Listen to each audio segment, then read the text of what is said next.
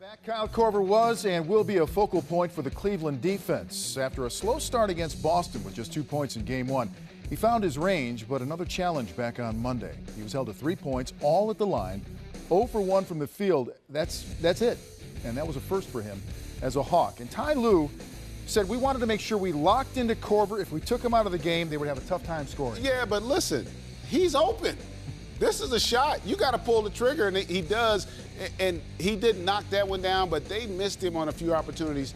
He didn't come off ready to shoot there. The J.R. Smith is playing hard, but J.R. Smith's not a lockdown defender.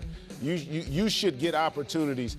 They got to do a better job of screening. He's got to do a better job of setting up the screens for the Hogs. And even in that situation, he's bailing J.R. Smith out because he's not constant motion. And if you're Kyle Korver, you've got to be moving throughout the course of that possession. That one thing that doesn't get talked about, that's what makes him so difficult. Typically, and Booz has played with him, when he's playing at his best, he's never stationary. And he was far too stationary, I felt, in that game. And that's one of the reasons why his shot attempts were limited. So was it Kyle more or was it Cleveland more in that Game 1? What do you expect moving forward? It's both, man. Just like Jay said, Kyle has to be assertive. You know, he's with us in Utah, with us in Chicago. He's constant moving. He's cut from the same cloth as like Rip Hamilton, Ray Allen, J.J. Redick does a really good job of it now. Always moving. You know, the big guy's got to set good screens for him. He has to read the screens, like Jay said, and come off ready to shoot because that team goes from here to here when Kyle's on offense and he's effective for their offense. When he's not a factor, they're down here. It's just he doesn't make the plays that will help that team excel, like Reggie said over there on the desk.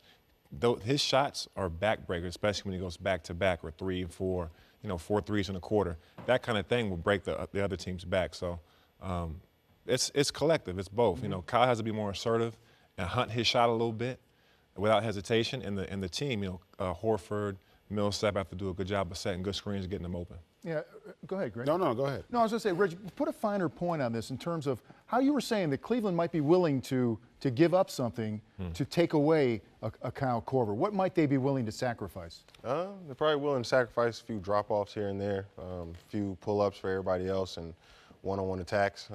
Good opportunities to finish at the basket, but they're not willing to allow Kyle to change the dynamic of the game by getting threes, and now you really have to extend your defense way past that you want to with not just one guy, but one or two, and now everybody else is eating. So his shooting ability creates shots for everybody else, but I think to piggyback on Carlos is a little bit of both.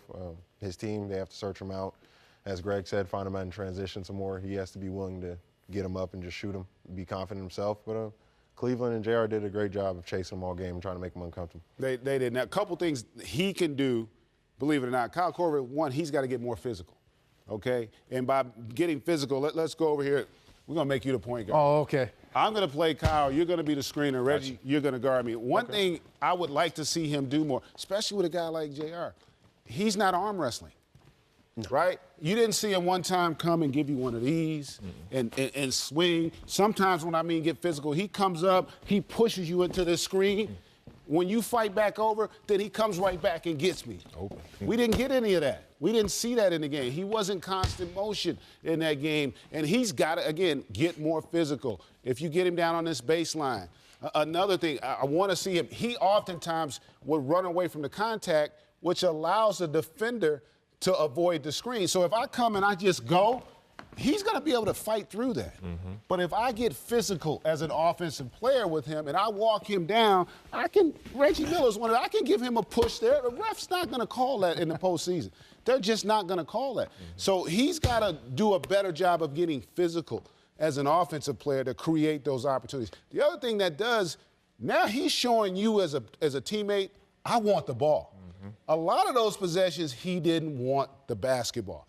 That's got to change. And so I think that's what led in transition, and we got video of this. They didn't even look for him in transition. How would you not, as a point guard, look for Kyle Korver in transition? Take a look at this play here. He is wide open. You can't get no more open than that. They don't even look his way. And so that's where the recognition from them. Again, look at this. He is there. He is open. You got to know that as a basketball team. You go to Schroeder, who obviously shot it well, but I don't care how well he shot it. I'm always looking for that guy. That was an opportunity there where he could have pulled that three. So he was a reluctant offensive player, And his team started to sense that. And when they sense his confidence isn't there, and these guys can speak to that, now we start looking elsewhere for that offense. But I think you're going to see a little bit more aggressive Kyle Korver tonight if the Hawks want to have any chance to even this thing up. Yeah, you expecting a more aggressive Kyle Korver tonight? Absolutely. And to piggyback off of that, like I remember in Chicago, there was times where D Rose would get double teamed or I would get double teamed in the post, and Kyle would come in the timeout and be like, look, when you're double teamed, look for me in the opposite corner. I'm wide open. That lets us know, okay, I got you. Like, he wants the ball. He's going to knock it down. It makes me more aware of where he's going to be at on the floor. But tonight, I expect him to shoot at least 10 shots or more.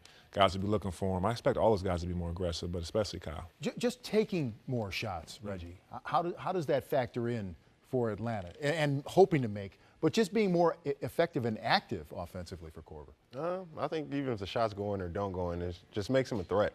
Like, you obviously know he's there. You're obviously still now in your principles. You're thinking about him all the time, and you're going to have a chance to have a mishap at a rotation. But like piggyback on what I said, when he's not aggressive, and one guy has to do his job, and then everybody else, you just stay home. So he has to make sure he's getting his shots up. He has to be aggressive. He has to try to find a way to stay active, find a way to make everybody think about him, and take pressure off his teammates so that they're not out there trying to do things that they're not accustomed to and really